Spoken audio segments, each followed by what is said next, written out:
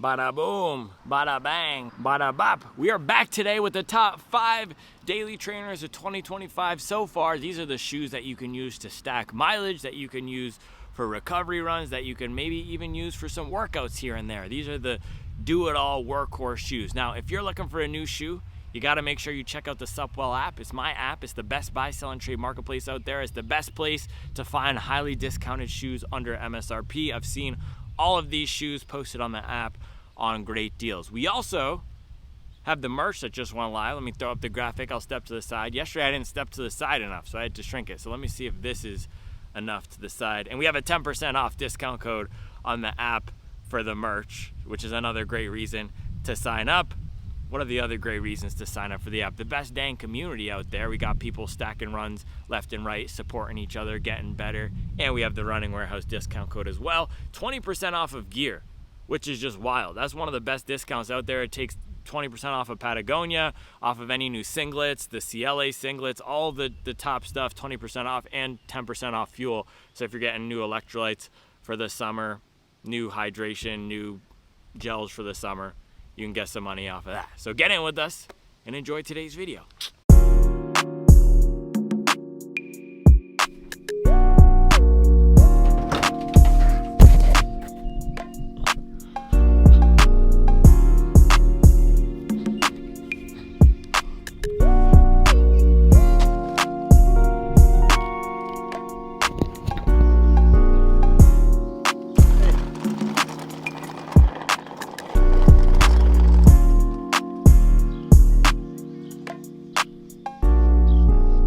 Boom, boom, boom. 5 best daily trainers of 2025.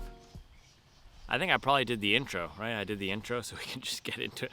This is the thing, I always film the intro at the end. But what I did want to say before we get into it, these are my 5 top daily trainers. These are also the top daily trainers, the ones that I feel represent the best value, cover a wide range of what people are looking for. These are the ones that have released this year, by the way, or at least the ones that I've tested this year. Some of them released maybe the first batch December, but didn't fully come out till January.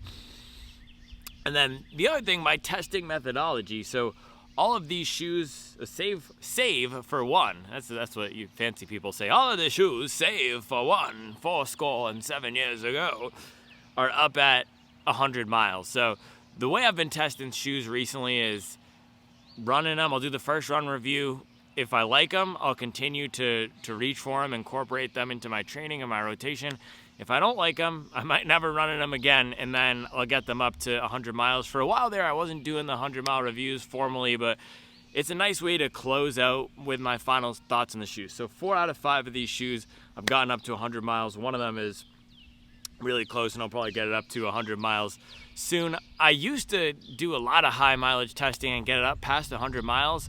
But what I've found right now is that's really the sweet spot, because it allows me to get enough miles on the shoes that I really enjoy while still being able to sample everything. So if there's a shoe out there that you all want me to test, if it's available widely on the American market, I will test it. If I don't like it, then I will get 1 or 2 runs. We'll move on. And then the ones that I really do like, I will highlight. And then people will say I'm glazing them. But this is the funny thing, right? Why would I highlight the shoes that I don't like? Should I make a top 5 worst shoes list? I probably should. People do like that. The weird thing is, negativity does really well. People like that. My most viewed piece of internet content, I don't even like using that word, but the highest viewed thing we've ever put out is on Instagram, and it's me just completely smashing the Cloud Surfer 2 to bits. I think it has something like 300,000 views. My top viewed YouTube video probably only has 100,000 views. I think it's the one where I'm talking about different shoes for the marathon, and if you should get one. Here's why pace matters when picking a race shoe.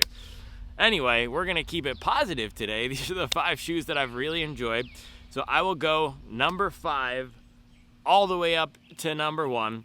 Let's start it off here with number 5 on this list. Bang. Nike Vomero 18. So this thing is a max cushioned daily trainer, $155. They just raised the price $5. That's fine. I don't mind that. With some of these price increases, they're okay because this was $160 in the last generation. They made it a more cushioned shoe. Did they make it a better shoe? I'm not sure. I actually like the Cushlon foam better than the React X foam, but they did make it a more comfort-oriented shoe. So versus all these other shoes that I'm gonna highlight here, and the reason this is number 5, this is the least versatile shoe, and when I'm thinking about a daily trainer and what that means, it's the shoe that I can pull for any day of the week. This doesn't quite have that category or that capability for me personally. I'm not gonna pull it for a speed workout, and most of the time when I was running in this, I was just plodding along so slowly because with my training right now, I'm either trying to blast a home run or I'm recovering from that. I'm either going in the tank to hit some fast kilometer repeats, mile repeats, or a hard tempo run, or I'm doing some really light, relaxed jogging. There's not a lot of in between, but this shoe is amazing for the light, relaxed jogging. That's why it's making this list. And for people out there who want a comfortable choice, this is really good. So a lot of cushion in the heel, not the most balanced. You see this big ZoomX thing stamped here. It's actually not all ZoomX. You can see right here in the back, they have React X stamped on the bottom and then ZoomX on the top. And I'm actually wondering if they did this because people were criticizing the, the Gloomfly bricks, which just said ZoomX on it, and they didn't disclose at all on that anywhere on the shoe or on the marketing page that it had SR2, which is not the race foam. That was just crazy to me. That was borderline deceptive. So they have that differentiated right there. So the bottom foam is really for the impact protection, the absorbing all the tough pounding on the legs, and then the top foam is a great comfort foam, the ZoomX in here. One of the most comfortable step-in feels. This upper here, so good, so comfortable, thick and padded tongue. It's just like stepping into a pillow. So if that's what you're looking for, this is great. It's also not too soft. And I know a lot of the people out there, when I first reviewed this, the bigger runners, people who don't like the soft shoes, were loving this. So if you want comfort and have it not be super soft, squishy, a comfort-oriented shoe that can handle a lot of stuff, that's gonna be great for walking, great for summer adventures, road trips, really, and that's why I was making this list too, is not, think about the Mizuno Neo Vista too, right? Yeah, that might be more versatile than this for the running, because I could try to do a tempo run in that, I could do a long run in that, it's much lighter than this, but am I gonna take that for a hike with the kids or as my road trip shoe? Absolutely not. That's a specialized performance running shoe. So what you're getting in this, and with a $155 price point, is all the great running capability for the relaxed miles, for the comfort, as well as the daily, everyday use capability. So Nike Vomero 18, really solid shoe. This one's up past 100 miles, which is why you haven't seen me running it a lot. And that's the thing with the testing system now. Once I get them up to 100 miles, it's tough. I have to move on so that I can test the other things. I think the system has been working out pretty well though, because it's allowing me to get all the shoes that I like up to 100 miles. Now the Neo Vista 2 has taken this guy's slot as my recovery shoe. So when I get one thing in, I move on to the next one, and it allows me to do some durability testing across a bunch of platforms. All right, all the way on the other end of the spectrum, number 4, similar price point, $160, Adidas Boston 13. Now this might be one some people are surprised to see here, and yes, it has the race foam. Well, so does the Vomero technically. I don't know if it's the real race foam, but the ZoomX, this has the Lightstrike Pro. The rods are the key thing though. Yes, it has the rods, and I was debating, should I include it on this list? Should I not include it on this list? I've been including it on the speed training list on Instagram, speed training power rankings. But it's just so versatile that when I think about what a daily trainer is, I have to include it on this list. And maybe you can say this is a bonus or it doesn't quite fit the category, but for me, it's the 4th best daily trainer. That's where I'd rank it, and it might even be the most versatile shoe. The reason I'm not putting it at number 1 here is, yes, it is more of a speed-oriented shoe, but what makes this so good? You have the 2 types of foam, dual foam. So in the back, you have the Lightstrike 2.0, and you can see we have those beautiful break-in lines here. This is another shoe that's almost at, oh, did I say this? Yeah, this one's not at 100 miles. So at 3 out of these 5 are at 100 miles. I'll do the 100-mile review of this one soon. I think it's at 80-something. But you can see the break-in lines here. Bada boom, bada bang. You can see that it has the rods, that's adding the stiffening, but it's not too stiff and aggressive, and that's another reason why I'm more okay with putting this on the daily trainer list. If you look at this versus, spoiler alert, this, similar amounts of flexibility, right? This is the slightly stiffer, which is going to give it a better platform for pushing off, but it doesn't feel like this aggressive rodded shoe, and they have the Evo SL in their lineup as well. That one to me feels like more the aggressive shoe, even though this has the rods in it. So it threads that needle really well. It's able to do a lot of things. I've done 2 20-mile long runs in this now. I don't even think I've done a 20-mile long run in any of these. Oh no, I have in the Nova Blast, but yeah, this and the Nova Blast 20-mile long runs, 2 of them in this. I've also done speed workouts. I've done any type of run that you could imagine in the Boston 13, and it handles them all really well. Now, the one demerit or potential downside to this, and that's why I was saying it's the reverse of the Vomero, is not the most cushioned, and it's not going to have a super soft step-in feel. It's not uncomfortable either, but if you're comparing this to some of these other shoes that have the softer foams and the higher stacks, this doesn't feel the most comfort-oriented. But for what it is, it doesn't feel like a compromised product either. I've done recovery runs in this, and it can handle them.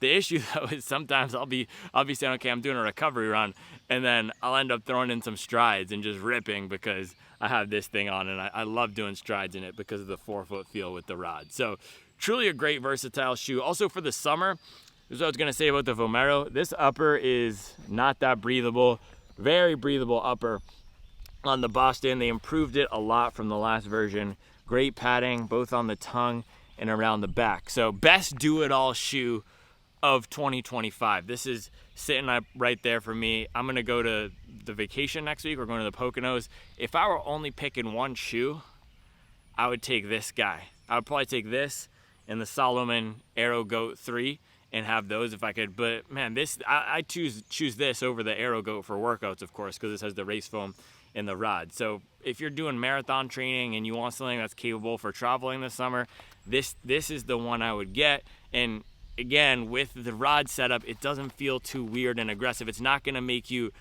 modify your stride that much. The foam doesn't feel like a weird race foam. It has a really normal feel to it and that normal character, which is great. And last thing I'll say here, I know there's the debate, should we run in plated shoes every day? Should we not? No, we shouldn't run in plated shoes every day, but we also shouldn't run in any one type of shoe every day. It's good to vary it up, put different stress on the muscles. But when we think about this and the type of shoe that this is basically all the way on the other side of what people think about when they're saying don't run in a plated shoe every day. It's not super soft. It doesn't have a high stack. It doesn't have an aggressive rocker. So it doesn't have any of those elements that give so much speed assistance in a lot of the plated shoes, a lot of the race shoes. It feels more like a traditional shoe. It feels more like running in the Pegasus 39 than it does like the Alpha Fly, except when you start cranking it up, then it really comes alive. All right, that was number 4. Number 3, all about my yen, stacking miles in the hill in the Mizuno Neo Zen. Bang, bang, boom, bop, bam. Someone's coming through. Just gonna let it rock.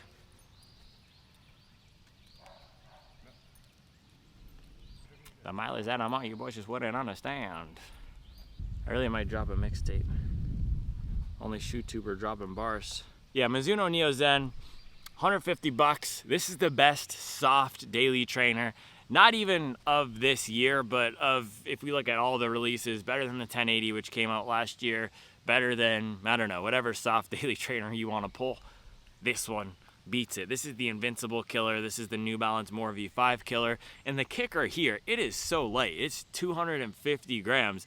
If you look at the Invincible, that's 300 grams. If you look at something like the Balos, that's 300 grams. If you look at the 1080, that's right around 300 grams. So such a lightweight. They nailed it with this foam. This one right here, unlike the first two where they're just bringing things together so beautifully, this is more about the midsole foam. It is all about the compound here, the TPU, supercritical skill TPU. Great impact protection. Also, though, the bounce. So if you think about the protection of the Vomero, this has maybe 4 or 5% less of a protective feel than the Vomero. It's also not as refined, just not as dialed. The upper isn't as great, but really breathable upper, and then smooth ride. So what you're getting out of this is that buttery smooth ride, the softness, the fun, the balance. It's a great recovery running shoe, but it also can do faster miles. I've gotten down to, I don't know, 7 flat. I'm not going to throw down a full workout in this thing, but it has that fun to it. It's a high horsepower shoe with just enough torque to get it going when you want. So I think the key downsides of this one, it's all about the fit and the feel because of the upper here. And I don't know why Mizuno just keeps putting on this style of upper. It's just a weird upper. You have to fight to get it on your foot. You can even see there's some baggy material here, which is good. If you have a wider foot, this is gonna fit you, but it's just not the most dialed. Yeah, but it is breathable. Other things, stability, you'd actually be surprised. The stability on this is solid. So if you're looking for a comfortable shoe that is also fun, that can do long runs, I would get this. I would not get this if you want something that's super capable of speed. If you're looking for something for actual workouts, that would be the Boston, or just use your race shoe for that. But if you're the type of runner who likes a rotation, this is an awesome pick. And at $150, it's 85, 86, 87, 88% of what you're getting out of the Neo Vista 2. The Neo Vista 2 it feels way crazier than this. That one feels taller. The rocker is even more aggressive. It has even more bounce. I've been loving that thing. Can't stop running it. It's one of my favorite new shoes, but with this thing, you're getting a lot of that in a more normal feel. So it does a nice job combining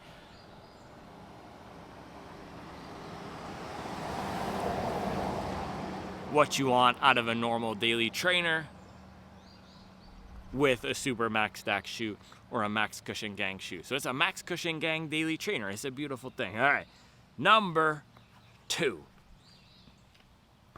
You already know what it is. We had to get the Asics up in here, or the people will riot. The people will revolt if we don't have an Asics on this list. Yeah, I just compared this yesterday to the New Balance Rebel V5. This one came out on top. It was like putting a heavyweight hitter up against a bantamweight. It wasn't even close. It was a TKO within the first mile of that comparison review. But this thing is an absolute banger. It's so good. Bouncy, stable, versatile, comfortable upper. You get enough room in here. Breathable. The one downside of this is the geometry. So if you think about the Neo Zen, and I mean, all these shoes have good geometries. This is a geometry that's tuned for relaxed running. The Boston is a geometry that's tuned for being versatile. And then this guy here, the Neo Zen, the geometry on the bottom. When I say geometry, I mean the shape of the foam, the curve. This one is tuned for a smooth ride. The Nova Blast, the geometry here is tuned for bounce, but you gotta land and hit it in a certain way to really have the best experience. And it's funny because I know people always like saying shoes aren't for heel strikers. I don't know why that's such a common thing to say. No one ever says a shoe is not for a forefoot striker, but they always say shoes aren't for heel strikers. And it's ironic because the majority of runners are heel strikers, even if they don't want to believe that. But with this one, it actually feels best for aggressive heel striking. When you jam your foot down, it's two things. You can either jam your foot down or you can land at the front.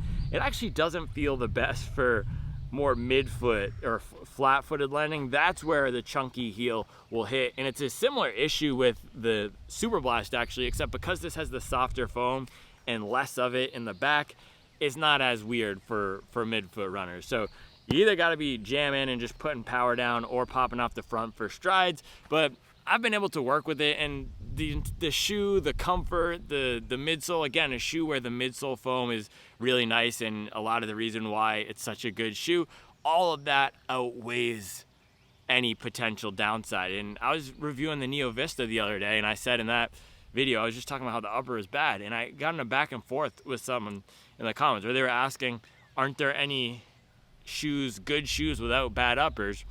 And I said, yeah, but all shoes have trade-offs, right? And the good outweighs the bad. There is no perfect shoe out there. Every shoe, there's something wrong with it, or you can find something wrong with it. And my role is to find what's wrong with the shoes. Even the Boston, which I've been hyping up and people want to say is glazed, there's things wrong with it. Every shoe can be improved, even the $500 Adidas Evo Pro. With this one, it's the geometry, but the trade-offs that I get with sometimes feeling like it's a slightly choppy ride, it's way outweighed by the fun of it, by the capability. Again, another shoe I've done everything. I've done stroller miles in this. I think the most intense run I've done in it was a 17-mile steady run at a 640 or 650 pace, and then I've done 20-mile long runs. So truly capable shoe with a lot of range. They just raised the price to $150. I don't mind it. Same price as the Neo Zen, same price as the Evo SL. I was saying this yesterday, but ever since I've been reviewing shoes, it was $140, and having the $10 price increase with a model that's had the $140 price for a while doesn't make me mad. And they improved the foam in this generation, and it's a really solid shoe. I think the potential downside, other than the choppiness, which if you're more of a midfoot, flat-footed landing runner, you might get, the other potential downside is the durability. Some people have reported it going flatter for them at 100 to 200 miles. For me, every time, yes, it's compressed some, but it hasn't lost the balance, and every time I've run it recently, it's felt good. I think that's because I let it rest. I'm not running in this every day. If you're taking this out, running 7 miles every day, 5 miles every day in it for months, that's probably gonna make it feel less fatigued. Certain foams are less resilient, and it seems that this is one that really benefits from letting it rest. So again, if you have a rotation of shoes and you run in this once or twice or 3 times a week, it'll probably last 250, 300 miles versus someone who's running it every day.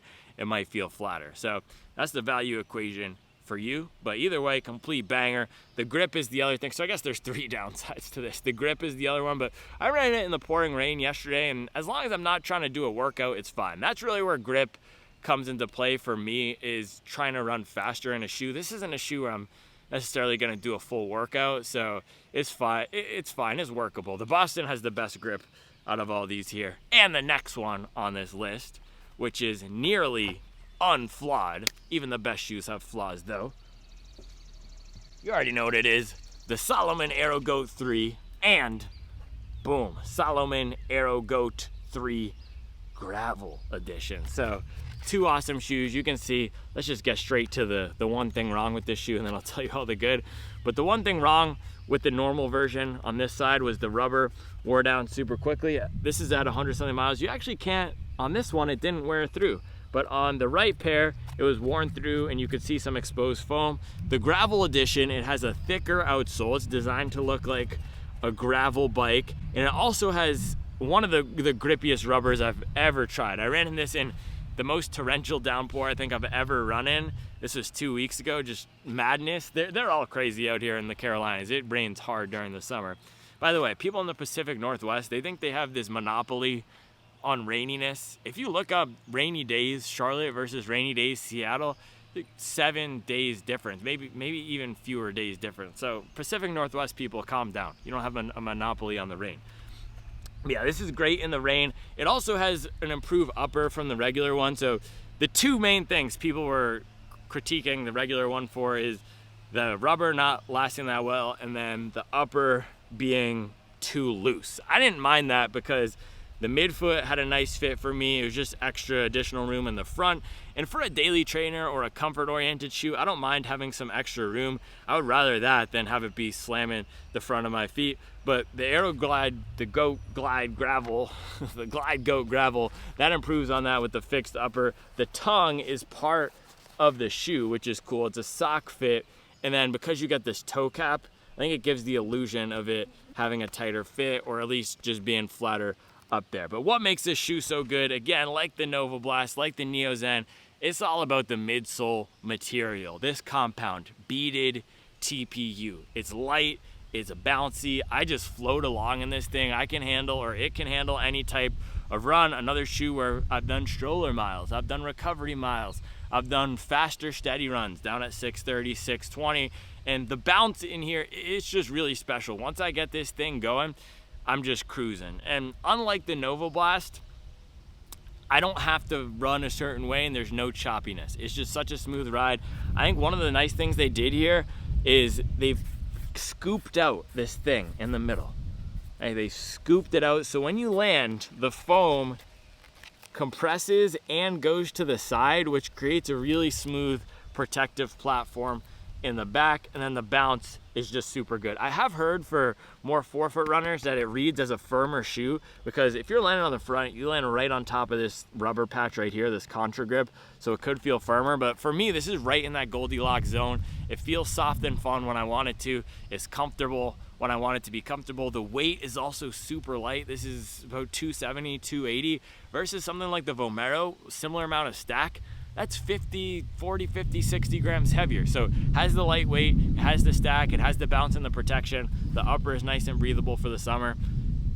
truly a great daily trainer. This might be my favorite daily trainer of all time. This replaced the Saucony Triumph 20 in that do-it-all slide. It takes what that shoe was for me and just makes it even better. So maybe we should call this the Salomon Aero Glaze 3 because I'm just glazing it.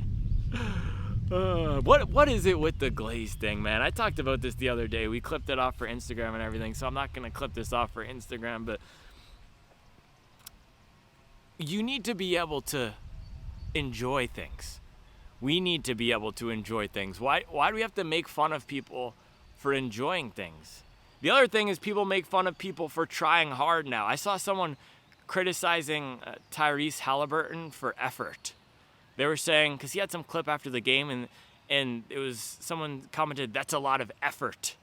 Oh, that's a lot of effort. When did effort become a bad thing? When did liking things become a bad thing? I just don't get it. I really don't get it. I'm trying to wrap my brain around it. Maybe it's because I'm a millennial. I'm a chuggy millennial. We still enjoyed things. We liked things like Harry Potter. It's like the Gen Z and the Gen Alpha now. You just have to criticize things all the time and make fun of people. I don't know. But millennials, we did the okay boomer thing. I never did because that's cruel and mean. And now I'm just a glazer. I'm a washed glazer. I don't know, man. Those are the top 5 daily trainers of 2025 so far. Vomero for comfort, Boston 13 for all-around capability, speed workouts, as well as long runs. If you're marathon training during the summer and traveling a lot, I would highly recommend this. Neo Zen for fun, soft and bouncy. Nova Blast for do-it-all shoe, similar to the Boston, but not as much speed. And then Aero Glide for if you want a true workhorse, that's also fun. This is really well-rounded shoe, takes what the Nova Blast does, slightly elevates it, not as fast as the Boston, but man, if you're gonna do a 2-shoe rotation, this might be the best 2-shoe rotation of 2025 right now. This and a race shoe, whatever your race shoe is, maybe Fast R3, dude, that would be a banger rotation right there. If someone were just getting started, I would go Boston, Aero Glide, Fast R3. Woo! Cooking. All right, it's getting hot out here. Speaking of cooking, feels like it's 80 American. Go pick up the merch if you haven't yet. Thank you for watching. I appreciate you, and I'll be back tomorrow with another video. Oh, who did I snub? Who did I snub on the daily trainer list? I definitely snubbed somebody. Who did I snub? Well, I've been talking about how New Balance doesn't have a good speed shoe.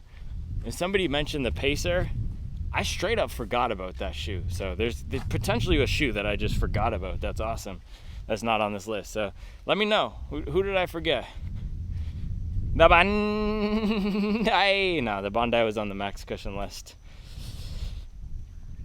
The Clifton. Dude, Charlie's been loving the Clifton. She said that's her new favorite daily trainer. Maybe I snubbed the Clifton. Maybe that's it. Okay, Clifton.